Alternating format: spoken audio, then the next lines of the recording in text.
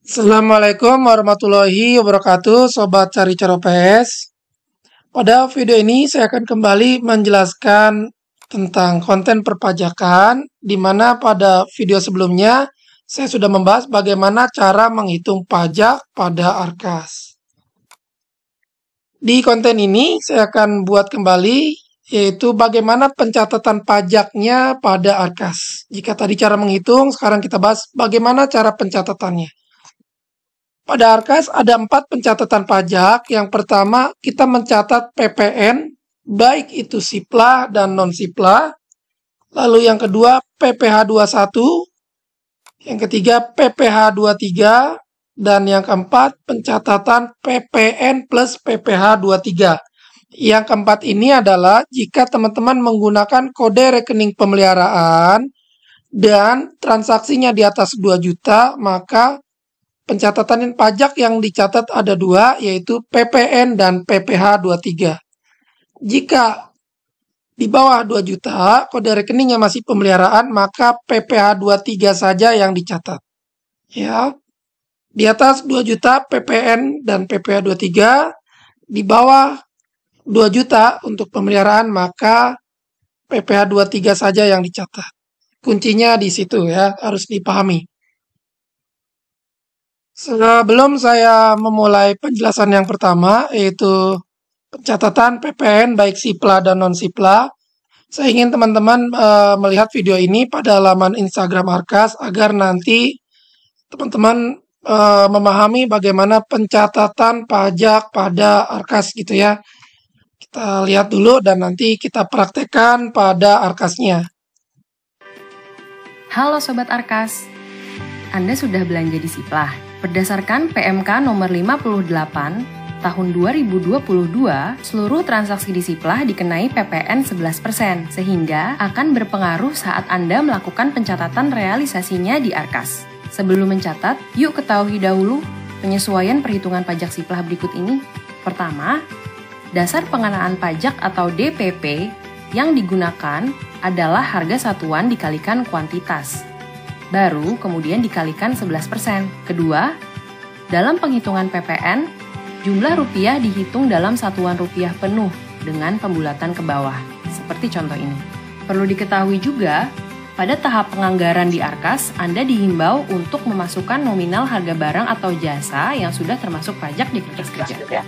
Berikut 2 pilihan cara pencatatan PPN dari invoice Sipla pada BKU Arkas. Anda dapat mencatat PPN secara manual dengan cara berikut ini. Langkah pertama, pilih Sipla sebagai sumber transaksi pada form input SPJ.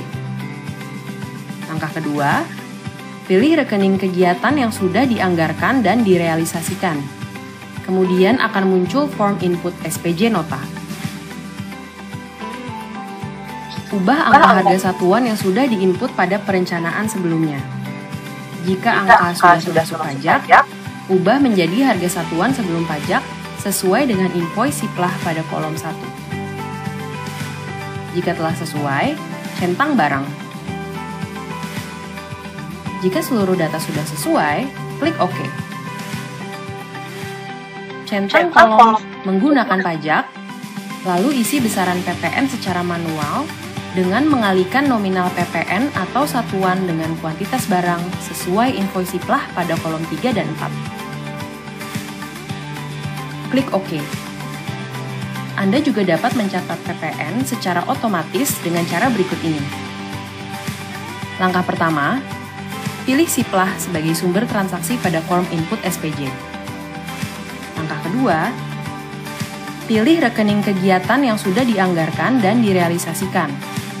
Kemudian akan muncul form input SPJ nota. Pastikan harga satuan yang telah Anda anggarkan sebelumnya sudah termasuk pajak sesuai invoice Sipla pada kolom 2. Jika sudah sesuai, centang barang yang Anda ingin SPJ-kan. Klik OK. Anda tidak perlu centang kolom menggunakan pajak. Terakhir, klik OK. Apabila muncul notifikasi warning validasi pajak tidak sesuai, harap diabaikan dan lanjutkan dengan klik ya. Segera catat transaksi Anda di Arkas setelah berbelanja di Sipla ya. Ya itu dia tadi penjelasannya. Pencatatan pajak Sipla ada dua, langkah manual dan langkah otomatis. Sekarang kita coba terapkan pada aplikasi Arkas. Di sini saya simulasikan SPJ non-tunai, transaksi kita pilih Sipla, tanggal saya pilih acak dulu, kode rekening contoh saja ini yang akan kita bukukan. Lalu kita pilih agar keluar input SPJ notanya, toko. Lalu nomor nota di sini adalah nomor PO Sipla. Di sini saya tulis random dulu. Kita pilih, kemudian pada harga di sini yang diinput tadi adalah DPP atau dasar pengenaan pajak. Maka di sini saya tulis 500.000. Lalu kita klik tab, agar di sini juga ikut berubah. Dan total belanja sesuai 500.000. Kita klik OK. Untuk pencatatan pajaknya, karena langkah manual, kita tulis manual di sini 55.000, pajak dari 500.000 ya. Sesuai invoice pada Sipla. Kita pilih OK. Kemudian validasi pajak di sini kita abaikan saja, karena pencatatan pajaknya juga sudah sesuai. Maka akan tercatat seperti ini teman-teman. Ini adalah barang yang sebelum pajak dan ini pajaknya.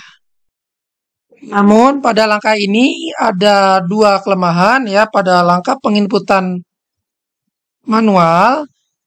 Yang pertama itu pada nominal tertentu itu pajaknya tidak akan sama dengan yang tertera pada Sipla. Saya simulasikan di sini contohnya belanja ATK. Di sini belanja ATK yang akan saya input adalah kertas HVS F4. Kita cari, ini dia ya. Ini 65.000 adalah nilai plus pajak yang kita akan input. Nilai sebelum pajaknya 58559. Kita tulis 58559. Kita klik tab. Maka 292.795. Sedangkan pada Siplanya itu 292.793. Inilah yang akan menjadi selisih penginputan pada Arkas dan Sipla karena berbeda pembulatannya. Itu ya kelemahan yang pertama. Lalu yang kedua, yang menjadi pengurang di sini hanya DPP-nya saja, pajaknya tidak menjadi pengurang pada saldo. Ya, karena ini tadi 555.000, maka seharusnya saldo saya jika tercatatnya sesuai, ini saya simulasikan, saldo 94.879.000, belanja Sipla itu pasti plus pajak kita bayarnya ya, 555.000. Maka seharusnya sisa saldo 94.324. Di sini 94.379. Nah, itu yang akan menjadi masalah. Karena yang menjadi pengurangnya hanya DPP-nya saja. Ya, 94.379. Jadi pajaknya tidak terhitung tadi itu. Pada BKU. Ini yang akan menjadi masalah. Ya, jadi sebaiknya langkah yang pertama ini untuk penginputan manual, langkah manualnya ini tidak kita terapkan pada Arkas karena nanti akan menjadi selisih saldo. Ya, jelas? Karena itu tadi yang menjadi pengurang hanya DPP-nya saja, sedangkan pajaknya tidak ikut tercatat. Jika ikut tercatat, maka saldonya 94.324. Itu yang jadi persoalan. Jadi saran saya, yang langkah manual ini tidak kita terapkan, kita hapus saja. Ya teman-teman, langkah manual tidak perlu kita terapkan pada Arkas. Lalu kita masuk ke langkah yang kedua, masih pencatatan PPN pada Sipla. Namun kali ini pencatatan secara otomatis. Kita pilih lagi, sekarang kode rekeningnya, katakan belanja cetak. Kita input SPJ nota. Nomor nota di sini saya random. Kita checklist dan di sini tidak ada nominal yang kita rubah. di sini karena harga sudah plus pajak. Kita klik OK. Kemudian pada checklist menggunakan pajak di sini kita hilangkan, ya. Lalu kita klik OK. Maka yang tercatat pada BKU ini adalah nilai plus pajak. Pajaknya tidak tercatat pada BKU, tercatatnya pada Siplah. Seperti itu ya teman-teman. Namun, terkadang ini yang menjadi persoalan ketika diperiksa kita ditanya, ini nominalnya di atas 2 juta, mana pajaknya gitu ya, kok tidak tercatat pada BKU. Nah, itu yang sering kali menjadi pertanyaan. Jadi, saya menggunakan langkah tetap mencatat pajaknya gitu. Di sini saya coba jelaskan dulu kenapa saya tetap memilih mencatat pajaknya, karena itu tidak menjadi selisih pada nanti saldo BKU, ya.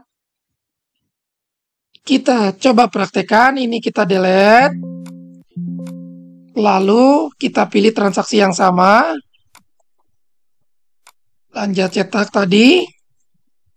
Kita pilih tokonya. Di sini saya input nomor PO yang sesuai. Kita pastekan. Lalu kita klik OK saja. Di sini pajaknya 236549. Kita cek. 236549 sudah sesuai. Ini tetap akan saya catat, ya. Dan ketika kita pilih non Siplah, atau pajak ini juga akan tercatat, tidak bisa dihapus gitu ya. Jadi pada Siplah saya memilih langkah yang sama, tetap saya catat sesuai invoice Siplah 236549. Kita klik OK. Toh pada akhirnya ini tidak menjadi selisih pada saldo BKU. Kita hitung. Saldo 94879. Lalu ada transaksi 2387, maka sisa saldo 92492. Sama ya, tidak menjadi selisih. Agar nanti ketika pada pemeriksaan pembukuan, itu tidak menjadi pertanyaan. Kecuali ketika kita mencatat PPN Siplahnya, itu di sini menjadi selisih gitu ya. Maka saya lebih memilih tidak mencatat. Gitu ya teman-teman. Alasannya. Kemudian kita lanjut ke pencatatan PPN non Siplah. Gitu ya. Kita pilih non Siplah. Lalu kita pilih kode rekening yang akan kita bukukan. Contoh yang pertama di sini transaksi di bawah 2 juta. Ya. Kita pilih nama toko sesuai belanjanya, nomor nota di sini. Jika Siplah adalah invoice, lalu non Siplah, kita tulis saja nomor nota yang ada pada nota belanja, atau kita buat saja nomor nota sesuai di sini. Ini BNU 40, maka kita tulis ini di bawahnya BNU 41. Gitu ya. Kita checklist. Kita klik OK. Maka pencatatan PPN di sini tidak akan tercatat karena transaksinya masih di bawah 2 juta, sekolah tidak memungut. Sekolah memungut jika transaksinya di atas 2 juta. Ya, pada transaksi non Siplah di atas 2 juta, maka di sini akan otomatis. Sehingga yang di bawah 2 juta pada transaksi non Siplah ini kita hilangkan. Lalu kita klik OK. Itu contoh yang pertama, transaksi non Siplah di bawah 2 juta. Sekarang kita contoh yang kedua, transaksi non Siplah lagi di atas 2 juta. Kita pilih, ini yang akan kita bukukan. Kita pilih tokonya, nomor nota jika tidak ada nomor nota belanjanya karena non Siplah, itu kita urutkan saja di sini. Ini BNU 41, lanjut saja BNU 42. Kita klik sampul, lalu kita klik OK. Ya, otomatis tercatat PPN-nya. Dan ini tidak bisa kita rubah. Artinya PPN inilah yang kita pungut dan sekolah menyetorkan sendiri melalui billing. Ya, billing menggunakan billing dinas tentunya. Ini kita klik OK. Ya, ini adalah nilai pungut dan ini nilai setor. Jadi kita buat billingnya sesuai yang tercatat pada BKU agar nanti sama bukti pajaknya. Karena sekolah menyetor pajaknya sendiri, berbeda dengan Siplah. Ya, pajaknya sudah otomatis yang tercatat pada invoice. Itu ya teman-teman perbedaan pada pencatatan PPN Siplah dan non-Siplah.